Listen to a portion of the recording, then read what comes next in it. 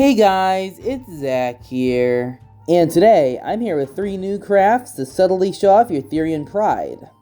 So if you are afraid of being judged or bullied but still want to show off your Therian pride, these crafts are for you. Our first idea for today is going to be customizing some Converse shoes. Now, a quick disclaimer. If you're going to do this one, have your parents' permission. I am not responsible if your parents get upset with you because you drew on your shoes. Alright, with that out of the way, let's get started.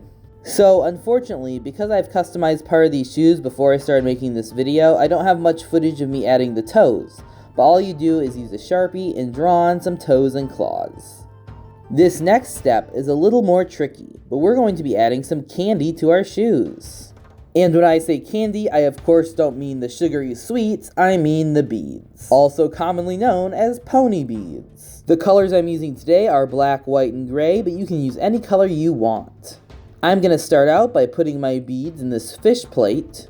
That way it'll be easier for me to grab them. I try and keep them in little piles, that way I don't mix up the beads. The next step is to untie your shoes and begin unlacing them. While you're unlacing your shoelaces, be sure to leave the very last lace still intact. Don't worry, we will still be adding beads to that lace. We just want to leave it in temporarily so our shoelaces don't get longer on one side. Once you've unlaced the shoelaces, put your thumb to hold the one end of the shoelace in place and carefully unlace one side. Repeat this on both of the shoes.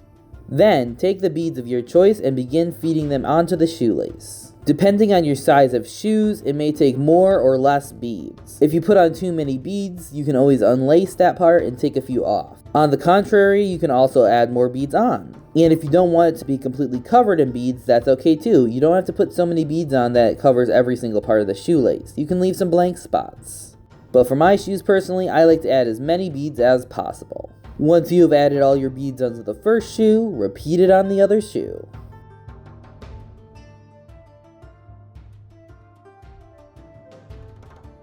Next, we're going to add some more beads onto the lace again. Once again, you can use as many beads as you want and any colors you want. Don't be afraid to take some off if you think it's too much. Once you've added all your beads, feed the lace through the underside of the hole. That way it pokes out through the top. Then, take your other shoelace and repeat the same steps. When you're done, the laces should make an X. Keep repeating these steps over and over again, adding more beads, poking them through, until you have the entire shoe covered in candy.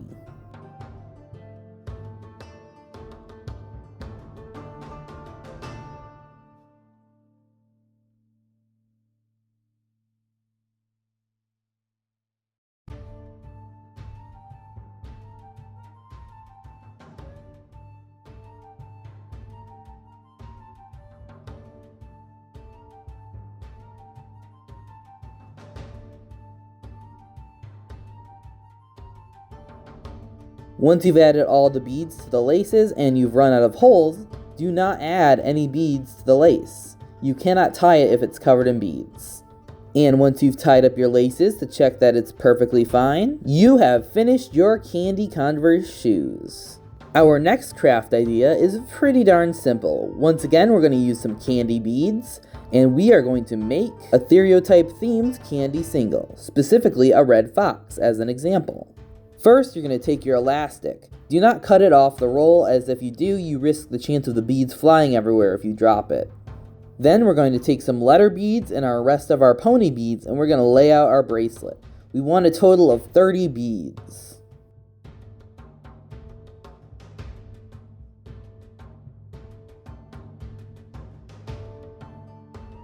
Once you have your beads all properly laid out, we can begin threading them onto the elastic. Starting at the end of the beads we laid out, we're going to one by one feed them onto the elastic. If you're having trouble getting your elastic to poke through the letters, there's one of two things you can do.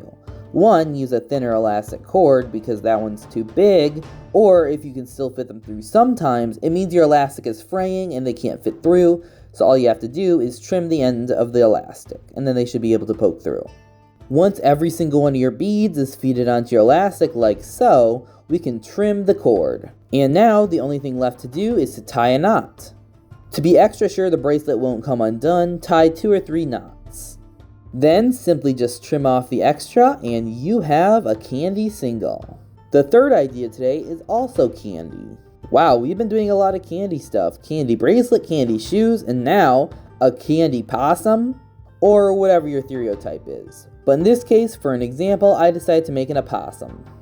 Also, sorry if this video I refer to them as a possum instead of an opossum. Where I'm from, opossums and possums are pretty much the exact same thing, and we all use them interchangeably. Alrighty, to start out, we're going to take one single pink bead and thread it onto our extremely long piece of elastic. You want to cut a lot of elastic. Move the bead down the elastic until it is in the very center. Next, take 2 white beads and feed them onto one end of the elastic. Once you have that, take the other side of the elastic and feed it through the opposite side of the bead. So you have one piece of elastic going out both sides. Then, simply just pull tight. Try not to pull it too tight or else it'll curl up, but also don't make it too loose or else it'll be wobbly the whole time. For our next row, we're going to take a black bead, 2 white beads, and then another black bead. And then we're going to repeat the exact same step that we did last time. Feed them on, put the other elastic through the end, and pull tight. If you can't tell by now, we're making the opossum's face. The pink part's the nose, and the 2 black beads are the eyes.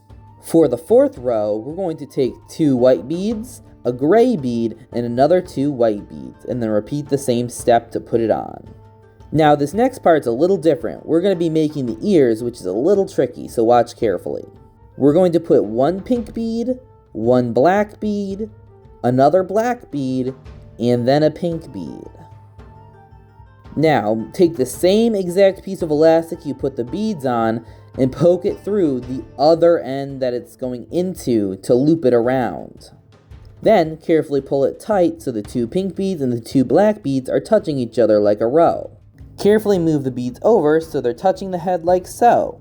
That's our ear. Then, with the other piece of elastic on the other side, repeat the exact same steps. Then we can move on to the next row. For this row, we're going to need 4 gray beads. Then, we're going to continue the neck with another 4 gray beads. Then, we're going to put on 6 gray beads, another set of 6 gray beads, and now we're going to move on to something new, the legs. Take 8 beads and start putting them on your elastic, 4 on each side. When you're done, it should look like this. Then we're going to take 3 pink beads and put them on one end of our leg. Be sure to keep them separate from the black beads. Then, skipping the pink beads, we're going to feed our elastic back through all 4 of the black beads.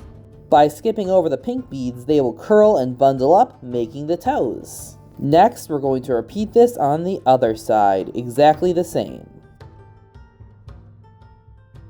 After that, we're going to go back to our rows and add another 6 gray beads.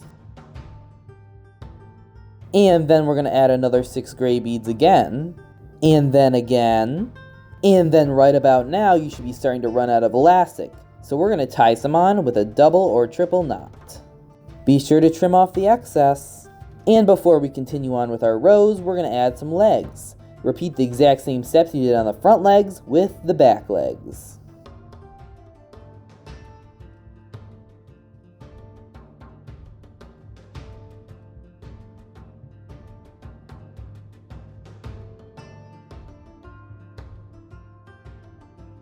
Now with our rows this time, we're going to add on only 4 beads, followed by another 2 beads. And now for our last and final step, the tail. We're going to do the exact same thing we did with the body, except with only 1 single bead, repeating over and over until we finished our tail. You can make the tail as long or short as you'd like. It's all up to your personal taste. And then the only thing left to do is tie a knot and trim the excess. And then you are done! Look at this cute little possum. You can tie this onto a backpack, or you can even tie it onto a keychain that can then be put on a backpack. Put it on whatever you like. Our next and final craft is some clay pins. You're going to need some polymer clay, some spare pin backs, some cling wrap, and a tool to sculpt or mold the clay with. I'm using a Sharpie back because I don't have anything. First thing you're going to do is take your cling wrap and wrap over your pin backing. The pin backings cannot go into the oven when you bake the clay, so to get the perfect shape, we're going to wrap it in cling wrap to prevent it from sticking and then mold the clay on top of the cling wrap. For my example, I'm making 2 different pins, so I'm going to do this twice.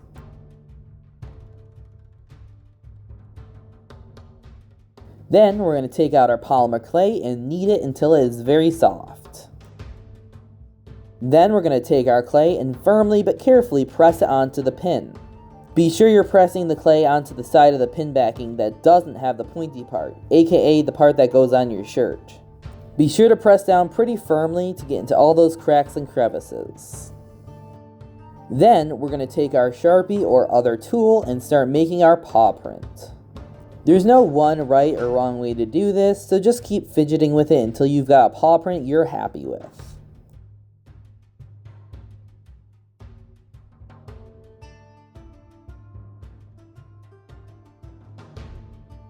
Once you're done sculpting your pin, or in my case both of my pins, we can remove them from the pin backing to bake. Take the elastic and very carefully unwrap it and pull the pin off the backing. Now, extremely carefully start peeling the cling wrap off of the clay.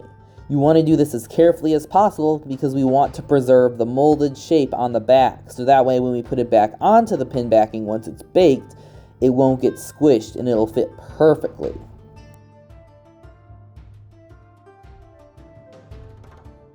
Once you're done, bake the clay in the oven based on your specific clay's baking instructions. Once you're done, let them cool for about 20 minutes, and then we can glue them onto our pin backings. To do this, simply take the pin backing and apply a ton of hot glue to the back. Then the final step is to simply press it onto the pin backing. If you've done it right, it should be a perfect sealed fit. And with that, we are done. You can put them on whatever you want to. I simply put them on this napkin just to show an example of how they might sit, but you can put them on a shirt or a hat or anything you want. I will note they are a little heavier than normal pins, so you might have to put them into the fabric like twice, like fold it over a couple times to get them to sit right. But they're pretty cool. They look like little paw prints in the mud. And with that, here's a quick showcase of all the crafts we made today. Look at them, aren't they so cool? And they're pretty subtle. No one's gonna look at that opossum or those paw prints and be like, yeah, that person's a Therian. They'll probably just think you like animals. On that note, I hope you guys liked the crafts. If you want to show me, feel free to tag me in the crafts if you decide to make them. And please like and subscribe, and I will see you next time. Peace.